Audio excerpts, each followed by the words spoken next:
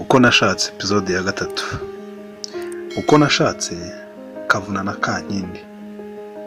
Duherukana muri episode ya 2. Kavuna ataha yasinze ndetse na za rouge à lèvres ku mashati cyangwa se ku ishati yari yambaye y'umweru.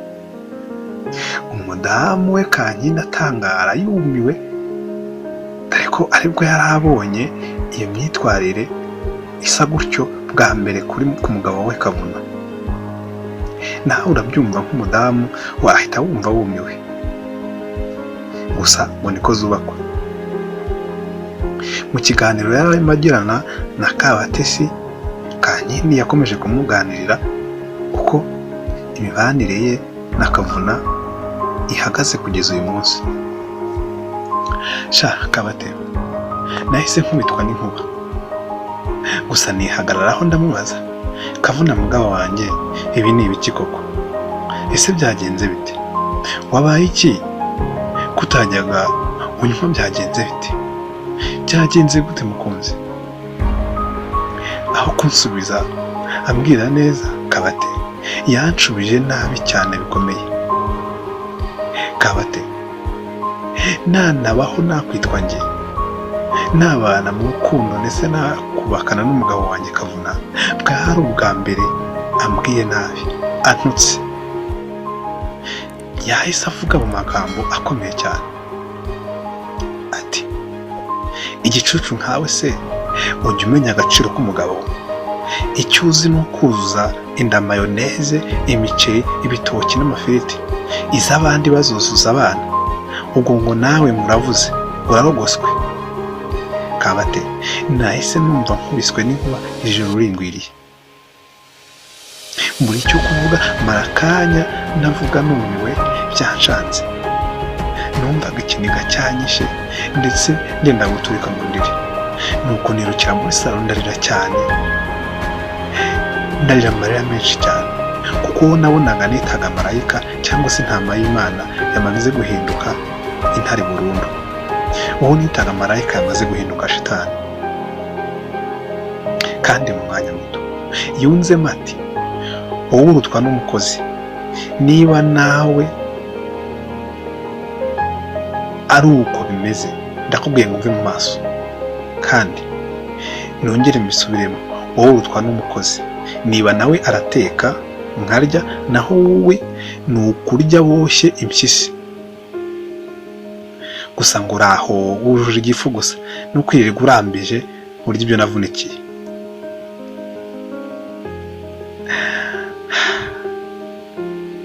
Kabate, nabuze icyo kuvuga.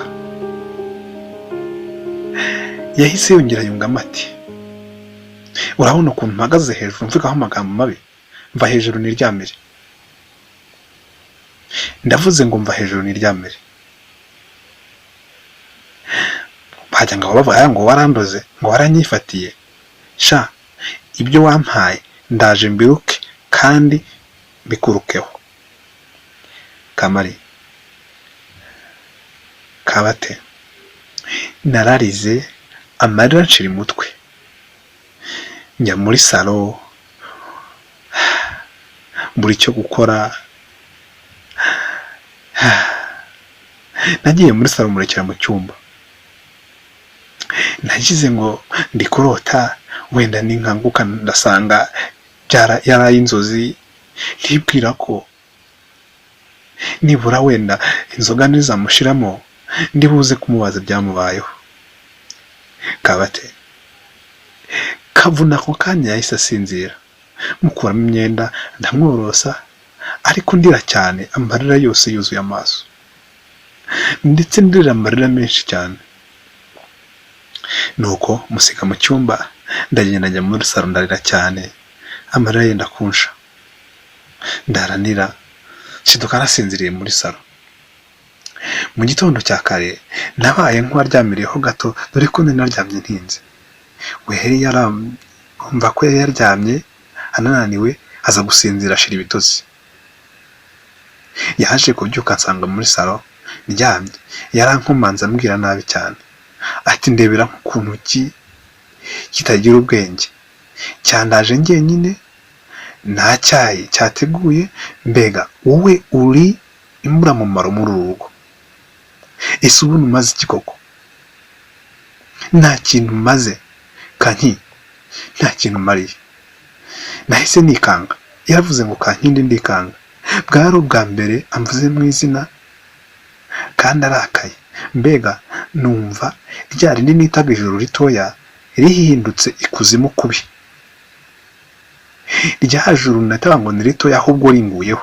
Kabate, nabuze uko mbigenza, nuko nifata ku gahanga, mbega nubika umutwe mu maguru, ndarira cyane. Ndahaguruka mu ntebe meze nk'ikibwa ntazi iyo ngana, ntazi n'iyo njya. Mbona byancanze pe, ndacanganyukirwa, numva ntekereje byinshi, numva nanze ubuzima. Namuteguriye icyayi, ntunganya ibishoboka, ariko ntawe uvugisha undi, twese turebana nabi. Mbese ntawe wavugaga. Akajya ku kazi, ajya ku kazi ako kanya, nanjye nditegura ngo musangeyo nk'uko byari bisanzwe. Gusa amarira yanyishe umunsi wose. Byaranyobeye, nari naraye ndira, ubu nkeraho ndira. Icyo mfata nagerageza kugira icyo mfata ngo ndye bikanga. Kabate, niburiye igisobanuro, nibaza icyo navukiye n'impamvu yatumye mvuka nkaba umukunzi wa Kavuna. Bwari ubwa mbere nicujije gukundana na Kavuna. Kabate, nabuze uko mbigenza. Inzu mbona yambanye nini, mbega byanshanze. Nahise mfata telefone mpamagara mama, ariko ndira cyane amarira menshi. Mama ati, mwana wanjye, niba iki ko unkuye umutima? Kabate, nabuze icyo mbwira mama. Gusa ndamubwira nti, mama, ndi gutsindwa inshingano wampaye, zirananiye pe.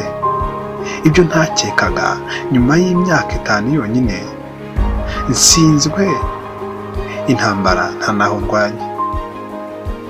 Iyo nitaga intama yahindutse intare, uwo nitaga marayika yabaye shitani. Mama, rya joro rito ryabaye ikuzimu kubi. Mama yashize amanga arambaza, mwana wanjye byagenze bite? Naramutekerereje byose, mubwira uko byagenze, mubwira nuko Kavuna yambwiye n'amagambo yose y'ibitutsi yanose. Mama yansubiyemo ya magambo arambwira ngo, mwana wanjye, kubaka gushingiriza, kubaka no kwihangana. Namusubije ndakaye cyane, mama, kubaka no gushingiriza, gushingiriza ndimo nshira. Mama, ahasigaye ni ugukubitwa niho hatahiwe, ubundi ibindi byo byararangiye. Mama yansubiyemo arambwira ati, mwana wanjye, ibibazo by'urugo byawe, ibibazo by'urugo rwawe ni ibyawe gusa, nta wundi mubisangiye. Mwana wanjye, shinyiriza kandi wihangane, kandi nuramuka ubuze umugabo wawe akagira umugutwara, uzaba utsinzwe by'iteka. Mwana wanjye, uzirinde gutsindwa. Nuko nagomeje kwihangana, nditegura nk'ibisanzwe mu gitondo. Ndangije mfata sakoshi ndagenda mu muhanda, ariko ntaziyonja, dore ko rwari urugendo runini rwo kuva mu rugo ugera ku kazi. Byasaga nkaho bifata hafi nk'iminota 30 ukoresheje amaguru. Nanga gufataga igare nk'uko byari bisanzwe, ngenda n'amaguru. Kabate, urugendo rwambereye rurerure rwo kuva mu rugo ujya ku kazi. Ngezeyo natunguwe no kwinjira muri botike, nsanga harimo umukobwa wisize mu korogo. Kabate, umukobwa w'igitonore. Nimba bivuga gutyo unyumve neza, ntuvuge ngo nizamvugo zo. Kabate, mbona arimo arebana akana ko mu jisho na Kavuna.